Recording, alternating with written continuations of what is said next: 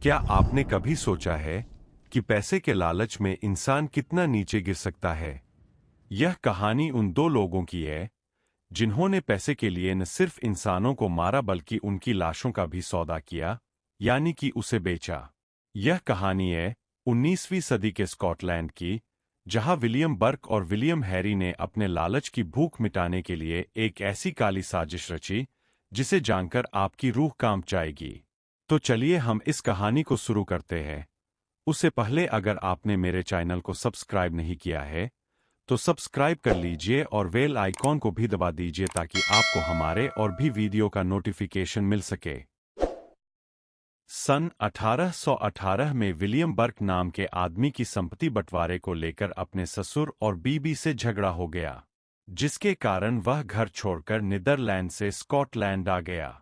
यहां आने के बाद उसके पास कोई काम धंधा नहीं था, जिसके कारण वह यूनियन कैनाल नदी के निर्माण में मजदूरी का काम करने लगा और फाल्क्रिक के पास एक छोटे से गांव में किराए पर रहने लगा। 1827 में नदी का काम खत्म होने के बाद बर्क बेरोजगार हो गया। अब उसके पास कोई काम धंधा नहीं बचा था और उसके सारे पैसे भी खत्म हो चुके थे, जो कि उसके लिए चिंता का विषय बन गया था। इसलिए बर्क वह जगह छोड़कर एडनबर्ग आ गया और यहां पर किराए के कमरे में रहने लगा। बर्क को रहने के लिए घर तो मिल गया, लेकिन जीविका चलाने के लिए कुछ काम धंधा तो करना ही पड़ता।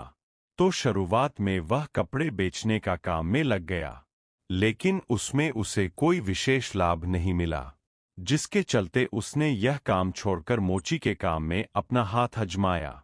इसमें उसे अच्छा लाभ हुआ। वह सप्ताह के 1 पाउंड कमा लेता था, जिससे उसका गुजारा अच्छे से हो जा रहा था। यहीं पर रहते हुए उसकी मुलाकात विलियम हैरी नाम के एक व्यक्ति से हुई। उसके बाद जल्द ही दोनों में बहुत गहरी मित्रता हो गई। हैरी भी बर्क की तरह नीदरलैंड से स्कॉटलैंड आया था और उसने भी कुछ साल यूनियन कैनाल पर मजदूरी का काम किया था। हैरी जिस किराए के घर में रहता था उसके मकान मालिक लोगे की 1826 में बीमारी के कारण मृत्यु हो गई थी। उसका फायदा हैरी ने अच्छे से उठाया। उसने चालाकी दिखाते हुए रूम मालिक की पत्नी मार्गरेट लियर्ड से शादी कर ली और उसके संपूर्ण संपत्ति का मालिक बन गया। 29 नवंबर 1827 को हैरी के लॉजिंग हाउस में रहने वाले सेना से रिटायर एक बूढ़े व्यक्ति डोनाल्ड की मौत प्राकृतिक कारणों से हो गई, जिस पर हैरी का 4 पाउंड का किराया बाकी था। उसकी मौत से हैरी काफी दुखी हुआ क्योंकि अब उसके 4 पाउंड डूब चुके थे। उसने अपने होने वाले नुकसान के बारे में बर्क को बताया। बर्क कुछ देर सोचने के बाद बोला, क्यों ना हम इस लाश को बेच दें, जिससे तुम्हारे नुकसान की भरपाई भी हो जाएगी और कुछ अतिरिक्त धन भी हमें मिल जाएगा। हैरी को बर्क का यह सुझाव पसंद आया, लेकिन सवाल था कि इस लाश को खरीदेगा कौन। कुछ देर विचार विमर्श करने के बाद उन्होंने निर्णय लिया कि हम इस लाश को एडनबर्ग यूनिवर्सिटी में बेचेंगे। दरअसल उस समय एडनबर्ग यूनिवर्सिटी पूरे यूरोप में मानव शरीर शोध का केंद्र था। यहाँ छात्रों की संख्या अधिक होने के कारण मानव मृत शरीर की मांग बहुत ज्यादा बढ़ गई थी। दोनों लाश को लेकर यूनिवर्सिटी पहुंचे और इसे बेचने के लिए खरीदार को ढूंढने लगे। जल्द ही उन्हें प्रोफेसर रॉबर्ट नॉक्स के पास भेज दिया गया। रॉबर्ट नॉक्स शरीर रचना विज्ञान के प्रोफेसर थे। उन्होंने मृत शरीर की जांच की और उन्होंने इसका 7 पाउंड और 10 सेंट का भुगतान किया। जब पैसे लेकर दोनों बाहर आ रहे थे तो प्रोफेसर नॉक्स के एक सहायक ने उनसे कहा कि प्रोफेसर, तुम लोगों को दोबारा देखकर अधिक प्रसन्न होंगे जब तुम्हारे पास एक और मानव मृत शरीर होगा। कुछ दिनों बाद हैरी के यहाँ रहने वाले एक किराएदार जोसेफ हेयर बीमार पड़ गया। हैरी की पत्नी को चिंता होने लगी कि घर में कोई बीमार व्यक्ति रहेगा तो हमारे व्यापार में हानि होगी। हैरी अपनी इस समस्या को लेकर बर्क के पास गया। फिर दोनों ने कुछ ऐसा निर्णय लिया जिसके बारे में जानकर आप भी सोच में पड़ जाएंगे।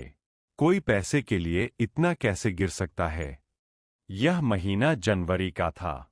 ठंड अच्छी खासी पड़ रही थी। बर्क और हैरी जोसेफ के कमरे में गए, उसे जमकर विस्की पिलाई। जब वह बिल्कुल नशे में हो गया तब बर्क उसके ऊपर बैठकर उसे दोनों हाथों से पकड़ लिया और हैरी को इशारा किया कि उसकी गर्दन दबा दे। जिससे उसकी दम घुटने से मौत हो जाए। हैरी ने भी बिल्कुल वैसा ही किया। सबसे पहले हैरी ने तकिए से गला घोंटने की कोशिश की, लेकिन जब उसे इसमें कामयाबी नहीं मिली तो तकिए को साइड फेंककर हाथ से जोसेफ का गला दबाने लगा। कुछ देर के छटपटाहट के बाद जोसेफ ने दम तोड़ दिया। अब सवाल था कि इसकी लाश को प्रोफेसर के पास कैसे ले जाया जाए। इसके लिए दोनों ने लकड़ी के बने ड्रम का प्रयोग किया, जिसमें तरल पदार्थ को रखने में काम लिया जाता था। दोनों मृत शरीर को लेकर प्रोफेसर नॉक्स के पास पहुंचे। प्रोफेसर दोनों को देखकर बहुत खुश हुआ और इस बार दोनों को 10 पाउंड की धनराशि दी। पैसे लेकर दोनों घर आ गए और जमकर शराब पी। दोनों बहुत खुश थे क्योंकि उन्हें अब ज्यादा पैसे कमाने का तरीका मिल गया था। आने वाले कुछ दिनों में इन दोनों ने मिलकर 3 और हत्याएं की, जिसमें एक अंग्रेज सेल्समैन, एक नमक बेचने वाली महिला जिसका नाम सिम्पसन था और एक बूढ़ी औरत। अंग्रेज सेल्समैन जिसे पी लिया हो गया था, उसे भी ठीक जोसेफ की तरह ही मारा गया था।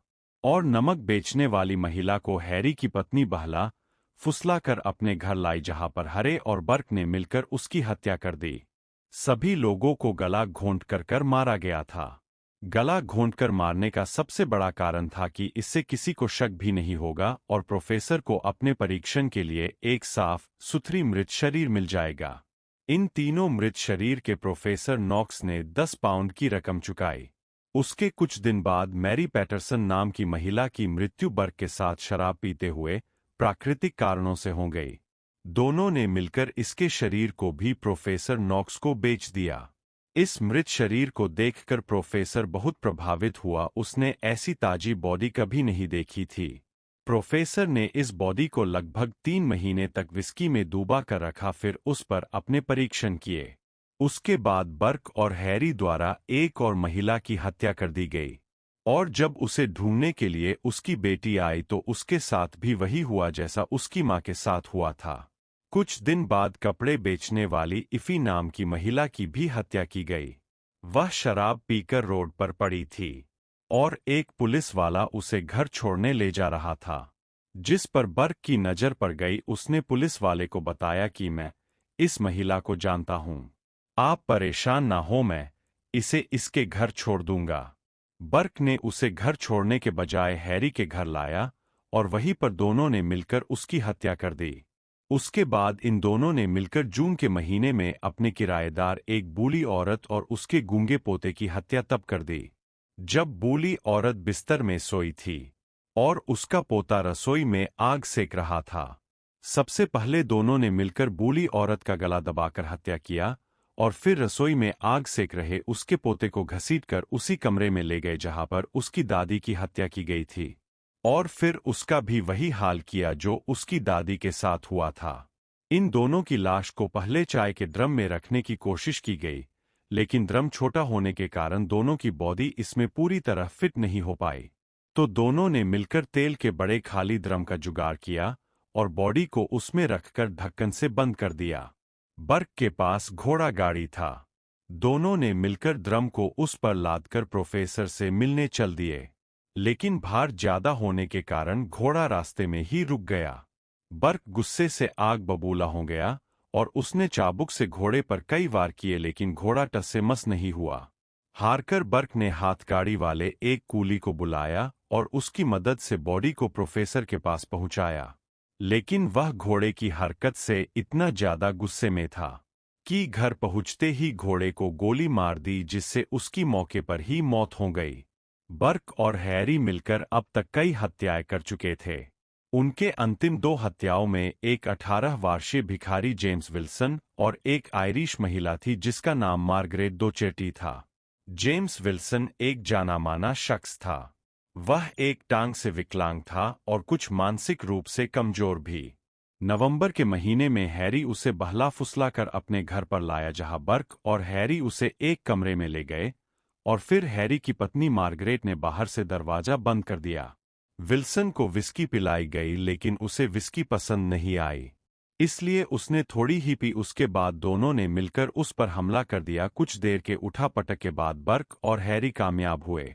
विल्सन की बॉडी लेकर प्रोफेसर नॉक्स के पास पहुंचे तो वहां पर नॉक्स के कुछ छात्र विल्सन को पहचान गए। उन्होंने प्रोफेसर को उसके बारे में बताया, लेकिन प्रोफेसर ने साफ मना कर दिया कि यह व्यक्ति विल्सन है। लेकिन जब विल्सन लोगों को सड़कों पर दिखाई नहीं दिया तो लोगों को शक होने लगा।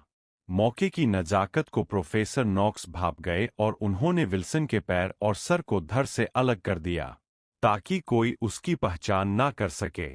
बर्क और हरे की अंतिम शिकार मार्गरेट डोचर्टी नाम की एक आयरिश महिला थी, जिसे बर्क यह कहकर अपने कमरे पर लाया था कि वह जिस जगह की रहने वाली है वही की उसकी मां भी रहने वाली थी। डोचर्टी को अपने कमरे पर बुलाने से पहले उसने बगल में रहने वाले 2 किराएदारों येन और जेम्स ग्रे को यह कहकर हरे के यहाँ भेज दिया कि आज उसके रिश्तेदार आने वाले हैं। डोचर्टी घर आई तो बर्क और उसकी बीवी ने उसका स्वागत किया और सब मिलकर शराब पीने लगे। कुछ देर बाद शराब खत्म हो गई तो बर्क डोचर्टी को अपने बीवी के पास छोड़कर बाहर शराब लेने चला गया।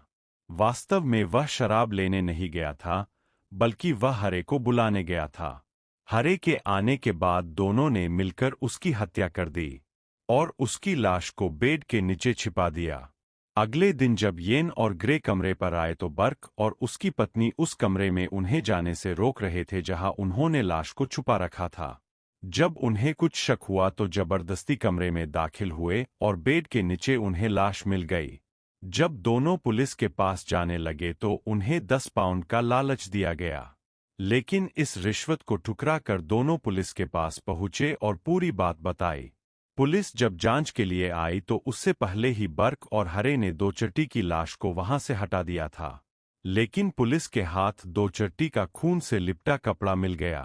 पुलिस ने बर्क और हरे समेत उनकी पत्नियों को गिरफ्तार कर लिया और जांच शुरू कर दी गई। चारों को अलग अलग बैठाकर बयान लिया गया, लेकिन किसी के बयान आपस में मेल नहीं खा रहे थे। पुलिस ने अपने हिसाब से जांच शुरू की, लेकिन उनके पास से कोई सबूत नहीं मिला। प्रोफेसर नॉक्स से भी पूछताछ की गई, लेकिन उसके खिलाफ भी कोई सबूत नहीं मिला।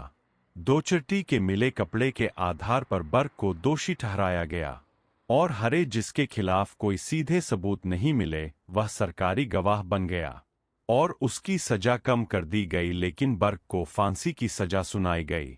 बर्क को 28 जनवरी 1929 को सुबह 25,000 लोगों के बीच फांसी पर लटका दिया गया।